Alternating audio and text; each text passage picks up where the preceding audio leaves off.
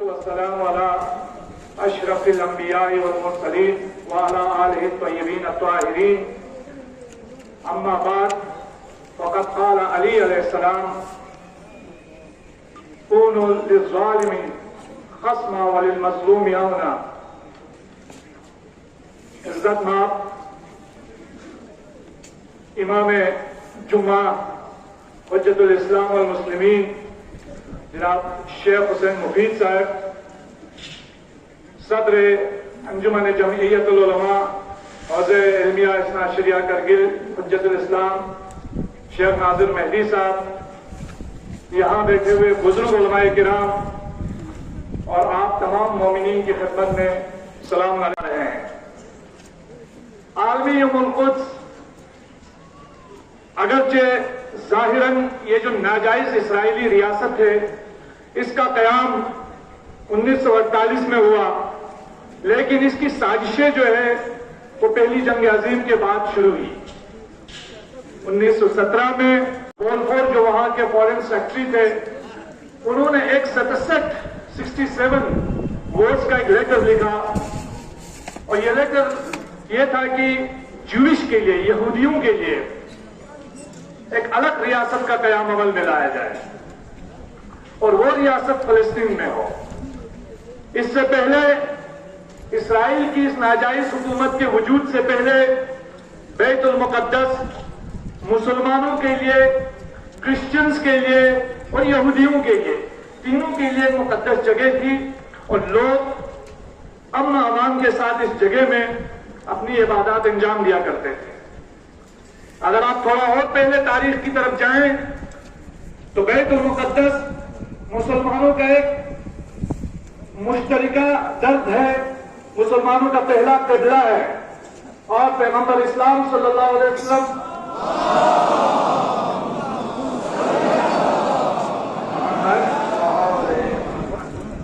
مدینہ ہجرت کے دوران جب اسلام آغاز ہی ہوا تھا، مسلمان بیت المقدس کی طرف ہی مڑ کر کے رخ کر کے نماز ادا کیا کرتے تھے۔ آج یہ بیت المقدس غاصب اسرائیلیوں کے ہاتھ میں اسیر ہو چکا ہے۔ 1948 میں ناجائز اسرائیلی حکومت قیام میں عمل میں لایا جاتا ہے۔ 1969 میں عرب ممالک اور اسرائیل کے خلاف جنگیں ہو جاتی ہیں، جہاں پہ عربوں کو بہت بری طریقے سے شکست ہوتی ہے۔ 1979 ایران میں اسلامی انقلاب آتا ہے، پوری دنیا دو خطوں میں، دو بلاکس میں تقسیم ہوتی ہے، ایک ساؤتھ بلاک، ایک ویسٹ بلاک۔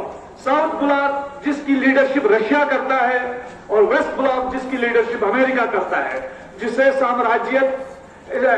جسے کیپٹلزم اور کمیونزم میں تقسیم کیا گیا۔ لیکن ان دو بلاکس کے علاوہ کوئی تیسرا بلاک نہیں تھا۔ ایسے میں نجف سے حضرت امام خمینی رحمت اللہ علیہ لا شرقیہ ولا غربیہ کا جو نعرہ ہے وہ بلند کرتے ہیں، اور اس کے بعد ایک نئے نظریے کا، نئی آئیڈیالوجی کا جو ہے وہ انٹروڈکشن ہوتا ہے۔ اور 1979 میں حضرت امام خمینی پہلی مرتبہ پوری دنیا کے مسلمانوں کو جھنجھوڑ کر یہ کہتے ہیں کہ یوم القدس کو یاد کیا جائے، فلسطین کی آزادی، بیت المقدس کی آزادی کو مسلمانوں کا سب سے پہلا ہدف ہونا چاہیے، اور اس طرف مسلمانوں کی توجہ دلاتے ہیں۔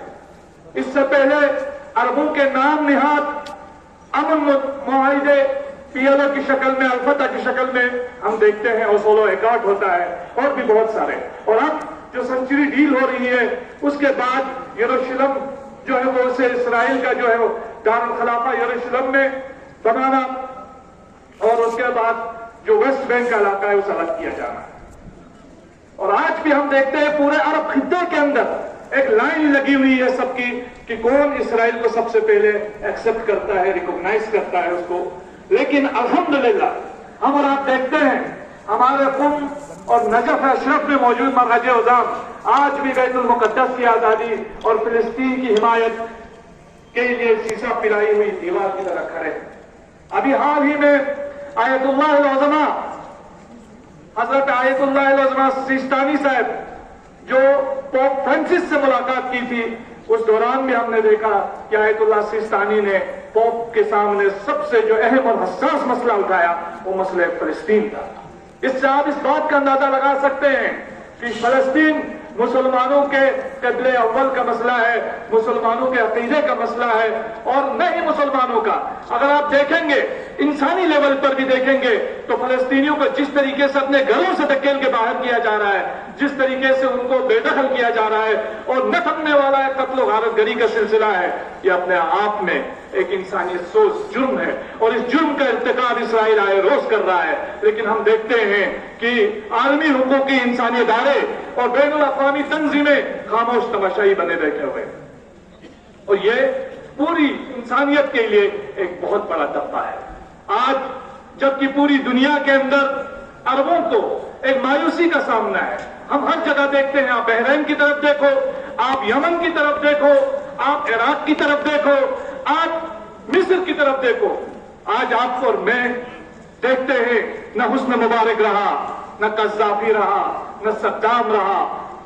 جتنے بڑے بڑے ظالم تھے جنہوں نے ایک طرف اسرائیل کے ساتھ درپردہ معاہدے کیے، اسرائیل کے ساتھ درپردہ ان کے رشتے رہے، لیکن آج اسرائیل کے ساتھ درپردہ ان کے رشتے رہے، لیکن آج اللہ تبارک و تعالیٰ نے یہ دن ہمیں دکھایا ہے کہ آج ان میں سے کوئی بھی نہیں موجود. لیکن 40 سال سے ہم دیکھ رہے ہیں کہ ہم اور آپ کی مرجعیت آج بھی فلسطین کی حمایت میں، آج بھی اسرائیل کے خلاف سیسا پلائی ہوئی دیوار کی طرح کھڑی ہے.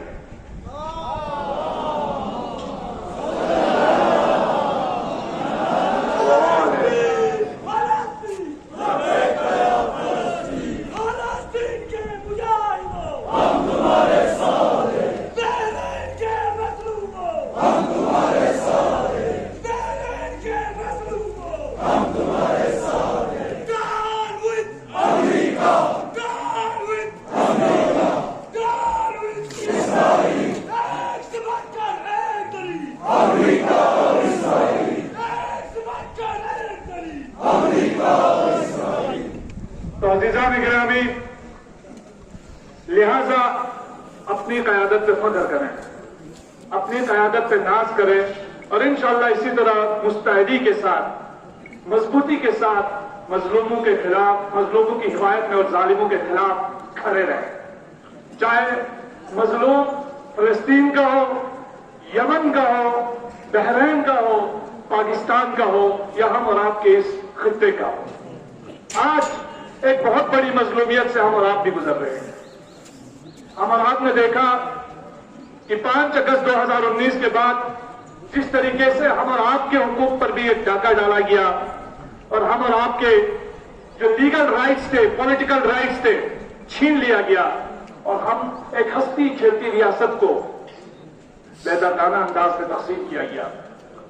بدقسمتی سے آج بھی ہزاروں جوان آج ہمارے امپلائمنٹ کے لیے ترس رہے ہیں.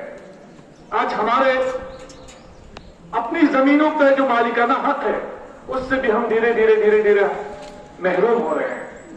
جہاں کہا گیا تھا کہ ہم سڑکوں پہ سونا بچھائیں گے، ہمیں پیاز اور ٹماٹر کے لیے لائنوں میں لگا دیا جاتا ہے، راشن کارڈ ہاتھ میں تھما دیا جاتا ہے. یہ ایک بہت بڑا ہم اور آپ کے لیے افسوس کا موقع ہے. ایسے میں حکومت کو چاہیے کہ ہندوستان کی جو جمہوریت جس پر پوری دنیا کو ناز ہوتا ہے، اور ہم بھی جب باہری ملکوں میں جاتے ہیں تو ہم بھی بڑا ناز کرتے ہیں، ہم کہتے ہیں جمہوریت ہے. یہ جو ہمارا کانسٹیٹیوشن ہے، قانون ہے، جس نے ہمیں یہ آزادی دی ہے کہ ہم اظہار اختلاف کر سکتے ہیں، اظہار رائے کر سکتے ہیں، تو پوری دنیا میں ہمیں عزت کی نگاہ سے دیکھا جاتا ہے. لیکن دھیرے دھیرے آزادی اظہار کو جس طریقے سے دبایا جا رہا ہے، یہ بہت افسوسناک بات ہے. ہم انتظامیہ سے اپیل کرتے ہیں ہمارے جوانوں کی ریکروٹمنٹ کو بہت جلد اس کو فلفل کی جائے، اور جتنے بھی خالی پوسٹس ہیں ان کو جلدی سے جلدی پر کیا جائے. اور اس کے علاوہ اس خطے کے لوگوں کو کہ جو قانونی حقوق چھینے گئے ہیں، جو سیفگارڈ چھینے گئے ہیں، وہ دیے جائیں. اور یہ درد کرگل کا، لیہ کا، یہاں کے مسلمانوں کا، یہاں کے بدھسٹوں کا، سب کا مشترکہ درد ہے، اور ہم سب اس درد میں ایک ساتھ شریک ہیں. دوسری چیز، اس وقت ایک بہت بڑی عالمی وبا سے ہم لوگ جوجھ رہے ہیں. گزارش یہ ہے उलमाए किराम बार बार आप लोगों से हाथ जोड़ के ताकीद करते हैं।